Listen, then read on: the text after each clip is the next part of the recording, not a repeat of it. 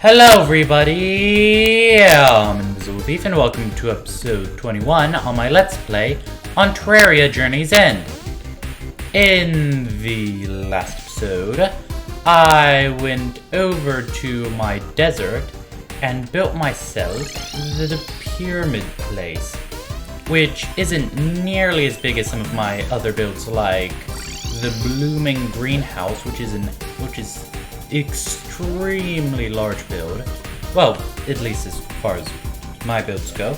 But despite not being nearly as big, it does still look quite nice and is the perfect place for all of my desert NPCs and my one future desert NPC, which is the steampunk, which I get in hard mode. In this episode, I'm going to be heading all the way down to the underworld and fighting the Wall of Flesh.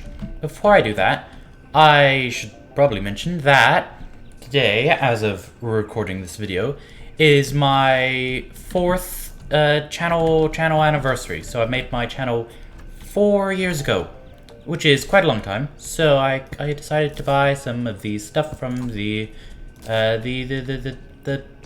party goal, so I can set up a few fireworks.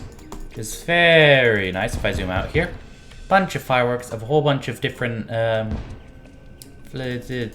shapes.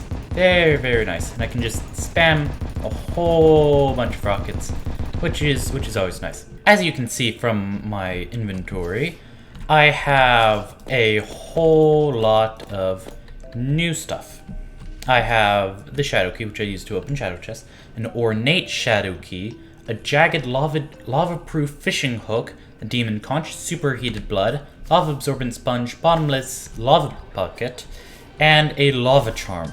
And I got all of these from shadow chest, which I can unlock with the shadow key in the underworld, and from fishing and lava, which actually is what the lava-proof fishing hook is used for, because it allows any fishing hook or any fishing rod to be able to fish in lava, which you can't normally do, which is found in the shadow chests.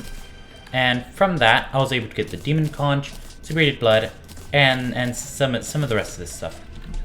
I ended up getting the shadow key, I believe, from a shadow chest, which summons a pet shadow mimic. So let me summon it for a little bit to see what it looks like. Oh, it's just a shadow mimic, which I think is an enemy that you can find in hard mode. So that's quite a nice pet, though I definitely prefer my little royal slime. So now I can look at what the demon conch does, which is definitely an interesting looking item. It says, if you listen closely, you can hear screams. Watch your toes, which I feel like is like the magic conch, which teleports you all the way to your ocean, but a hell version. So let me test it out. Will it take me to the right side of hell? Nope, but it teleports me directly down over here, which is quite nice. So this should make getting down a lot easier, and completely negates the use of something like a elevator, which is quite a common thing you can make, or some people make. And now, superheated blood summons a rideable lava shark mount. That sounds really interesting. So let me equip it and mount. Oh, it doesn't work very good on land, but it definitely looks quite cool. I wonder, does it work in lava? So let me go here. This lava pit would normally kill me if I jump into it, so if I jump into it with mount, oh, I go really fast. Really fast. And I gain complete immunity to lava, which is very good. This could definitely be used as some sort of, for some sort of boss arena. Like fill the entire arena with lava using a bottomless lava bucket, and then you would be able to use all the lava that you would fill your arena up with to then speed past a bunch of bosses, which would be quite useful for some speedier bosses. You could probably, if you had enough time, you could use it to beat the Wall of Flesh, but I don't have that time. Anyway, the main reason that I was fishing in lava is because I wanted the lava charm, which can spawn in chests, which you can find in the cavern layer where there's all the lava. But as you can see from my map, I searched that area a lot, and I was unable to find it, which I found really, really unlucky. But now, I am able to combine the Armored Lava Charm along with my Obsidian Water Walking Boots to make some Lava Waders, which provides immunity for the ability to walk on water, honey, and lava, and grants immunity to fire blocks and 7 seconds of immunity to lava. And I can mix that further with my Frostspark Boots to make a brand new Journey's End item, which is the Terra Spark Boots.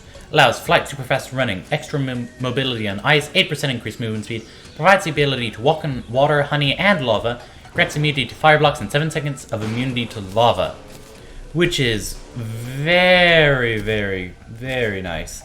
So let me test these out. Oh, quite nice. Hold on, let me show them. Show them. Oh, I think I double clicked there. Ooh, quite nice. Nice green. Let me see if the trail. Ooh, it creates a really sparkly trail. Will it be changed here? Yeah, now it's green and red. Will that change if it's invisible? Yep. So you can apply dye to add an extra particle color to the flight trail, which is definitely quite a fancy thing if you wanted that. Though I'm going to keep it hidden because I like how... Actually, no. I'm gonna keep them hidden. I like how it looks without the red boots, so I'm going to keep it like this. Anyway, now that I've freed up an extra accessory slot, I'm going to fill that with the Warding Mana Flower, which gives 8% reduced mana usage and automatically uses mana potions when needed, which can later be turned into an Arcane Flower, Mana Cloak, or Magnet Flower. I'm going to turn it into the Mana Cloak because that's what I want, but that is all stuff in hard mode. So, right now, I'm going to go down to my cavern place and go to the Goblin Tinker and reforge my Terra Spark Boots. Ooh, that's expensive. Ooh, warding. Sadly, my mouse double-clicked, but luckily I was able to get warding both times, which is quite surprising. Quite unlikely, too, but I was able to do it, which is very, very nice. I ended up getting a new keyboard, which means that now my spacebar and everything should work perfectly. So I might need a little bit of time to get adjusted to the new kind of keyboard, since the layout isn't exactly the same to the built-in keyboard of my laptop. But so far, I think it is quite the improvement. I am not entirely sure what kind of keyboard it is. I think it might be called a HyperX RGB something along those lines. So something with a name sort of like that is probably what it is. Anyway, I think I've wasted just about enough time. Oop, wrong thing. Demon launch. Let me teleport down here. Give my new boots a little bit of a test.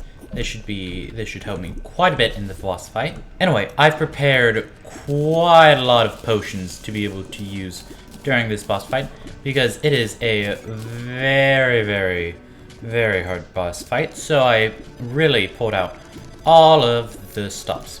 My plan for the boss fight is to primarily use the Demon Scythe and attack backwards with it because it has good damage and piercing. Oh, just got hit by another Demon Scythe there.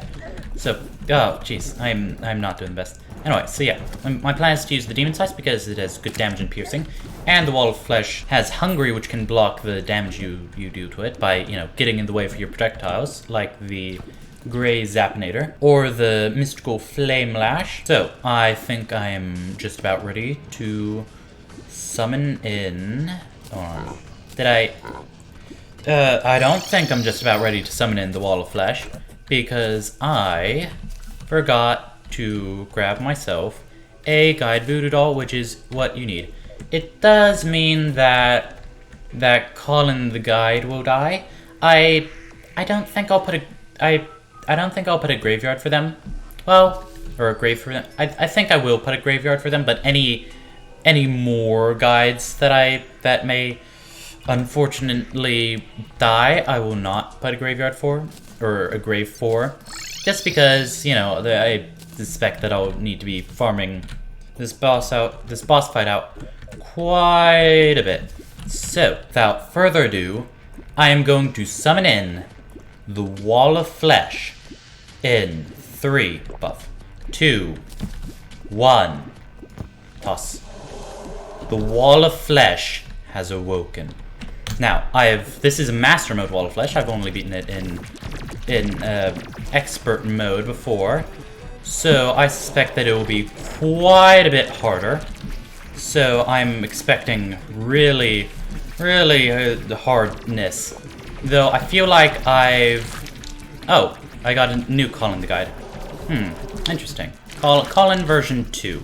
So, I don't know how much harder this boss fight will be to the expert mode version of it, because, well, I've never fought this one before. So far, I don't want to jinx it, but so far, the boss fight seems to be going pretty well. As you can see, I've mined a bunch. I've mined the underworld out quite a bit on the right side. I have it so it goes all the way to the right of my world. Let me switch over to use the Gray Zapinator just for a little bit, since it has the capability of dealing quite a bit of damage sometimes. Let me go back to the Demon Scythe to get rid of some of the Hungry that are approaching. The laser beams only seem to be doing 19 damage. Oh, party time's over. Yep. That's you are correct there. The Demon Scythes seem to be doing quite a bit of damage, and the enemy and the Wall of Flesh's lasers only seem to be doing like not even 20 damage per hit, which is really surprising. I was expecting them to be doing, like, I don't know, 50 damage per hit or something, 30. Yeah, that sounds a bit better. Did a buff wear out or something, or I don't know. But so far, everything is going good. Let me hide up there for the lasers. But so far, everything is going good. And the boss fight only has a small amount of health left. So, if I just wait. Kill him. Go. Really speeding up now, so I really have to start running. And there we go. The Wall of Flesh has been defeated. I haven't played Terraria in quite a while, but that wasn't that much harder than the old version. The ancient spirits of light and dark have been released. So now, I'm in hard mode, which I think is a perfect thing to have happen on my channel anniversary. So let me zoom back in here so you can see a little bit better. But there we go. The Wall of Flesh probably had some more health, which is why it was a bit harder. But overall, it wasn't that much harder. I think the fact that I have a bunch of different, like, really good accessories and armor, like pretty much the best kind of stuff you can have in pre-hard mode, along with all those buffs, really helped. So, let me see what's in the treasure bag. Oh, there is a demon heart. I was actually not sure if I was gonna get this, because I started with the extra accessory. So in Master Mode, you can actually have 2 more demon heart, or you can have 1 more accessory than in other modes, which is quite nice. There we go. Let me move that up. And ooh, Sorcerer's Emblem, warding again. What is with this luck? That's great. So the Sorcerer's Emblem gives increased magic damage, and ooh, Light Firecracker, 47 minion damage, very weak knockback. Your summons will focus strike enemies with blazing energy. Blazing energy explodes from enemies hit by minions. That is definitely an upgrade. Ooh, very, very nice. I always I wanted to do more minion. I said this. I wanted to do more minion, and that's definitely something that'll contribute to that. My mouth does not want to work today, But that is fine, since I beat the Wall of Flesh, and I got the Wall of Flesh Relic, which is another thing to add up here. Oh, there it is. Look at that. That is real odd. Like seeing it, normally you see the Wall of Flesh, you know, side on because it's, you know, Terraria and everything's 2D. But to see it from the front, that is, you would not want to see that coming at you. It's really interesting. It's stuff like the King Slime and Skeletron, and like the Eater and Queen Bee. You normally you see a bit more like at you, and this isn't, or at the screen rather than looking like to the side. But the Wall of Flesh and Eye of Cthulhu, I didn't call this out about the Eye of Cthulhu, but seeing them, you know, like from the front, like you would not want to run into this at all. But hold on, let me check the bestiary to see what sort of stuff the Wall of Flesh could have dropped. Oh, hey, look, here's the Hungry, which is not friendly. A different Hungry. Oh, attached and then detached. The Leech and the Wall of Flesh. Serving as the world's core and guardian, the towering demon lord exists to keep powerful ancient spirits sealed away. That's interesting. So, life, no knockback, lots of damage, or attack, and some defense. Drops 20 gold. Wall of Flesh trophy, treasure bag, relic, and goat skull.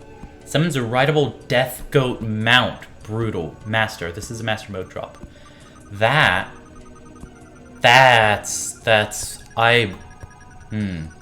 Probably gonna farm out a couple more times to try and get that. So, I am now in hard mode, which will definitely make things quite a bit harder. Avengers Emblem. I'm probably going to be making that. This is great. Before I end the episode, because I'm gonna try and save most of the hard mode stuff for the next episode. Before I do that, let's see, left or right. I'm gonna go first check out all of my houses to make sure that they haven't been corrupted or something. So everything here, yeah, everything seems good around here. Yep. What about down here? Yep. Okay, that's good. All of my houses haven't been like corrupted or something. So I'm gonna try and look for the new biomes. So I'm going to start with the new biome. So I'm gonna start by going left. I am hoping to find the hollow biome. Oh, I can hear mummies. Haven't heard them in a while. Not friendly enemies at all. If you're annoyed that I'm trashing Fallen Stars, you clearly haven't been playing Terraria recently, because Fallen Stars drop everywhere. Like, everywhere. I have over 400 Fallen Stars in my chest, but here's the first, and second hard mode enemy that I'm fighting. The Mummy and the Wandering Eye. So, they shouldn't take that long to defeat. There we go. Oh, and a Wraith. So, they shouldn't take that long to defeat, since I have quite a good setup here. Oh, I should probably mention, the Traveling Merchant drops a better version of the Grey Zappinator, which works about the same way, but is, of course, you know, better, which I'm really looking forward to getting my hands on, because that seems like it would be a very, very fun item to get. So, I'm going to continue heading over to the left, I'm gonna zoom out just to see if I can have a bit of a bigger view, and I'm gonna see if I can find where the biome spawned. Oh, here it is. Oh, I died. That actually reminds me, I haven't showed you the grave thing, but I died. Here's the hollow, and I died. Spawned right in the corruption. I always like when this happens, when the hollowed spawns in the evil biome that, you know, you had in, like, before hard mode, because it's always interesting to see, you know, to see the thing there. So out of episode, I died once, which is quite impressive considering how much I did out of episode. I fished for so long. Hold on. Let me show you in the chest. Here. I have a bunch of stuff here in the chests. Actually, that reminds me. The crates, the fishing crates, wooden crates, iron crates, they should drop hard mode things now. So, let me start by opening the iron crate. Boop. And nope, nothing new. Anything here? No. Shame. I was hoping that something new would drop. Oh, and I accidentally put a tsunami in a bottle in here, but I don't really need that. So, I sadly was unable to get any sort of new hard mode stuff, which is quite a shame, but it is fine. So, let me go here. And I'm going to teleport over to the left ocean. That's the demon conch. Wrong thing. Let me go here. Wrong beach. And there we go. So, let me start by going to the right this time. Well, right from the left side of the world. Yeah, whatever. So, oh, here's the corruption. Not a friendly place. New enemies and whatnot. Well, new as in there's... Oh, new as in there's enemies that weren't in easy mode and now are in hard mode. There might be new journeys and enemies, but I don't know. And I'm fine with that. You know, stay in the blind. Or in the... That made no... I could have just teleported to my jungle place and that would have made it a lot easier. Derpling! Derpling. Warning. Derpling, not good. Well, they're a bit derpy, really. They're not the most powerful hard mode enemy, but they can be hard if you don't have much momentum, or they swarm you in a cave. Actually, they don't spawn in caves, they only spawn on the surface. Besides the point, they're derpy. They're derpy beetles. That's what they are, as their name suggests. Anyway, how I really should have just teleported over here to the blooming greenhouse. It would have saved me quite a bit of time. But it's literally right here. Oh, it's saying that this is the hollowed biome, but all of the ground and everything is still mud. Is that interesting?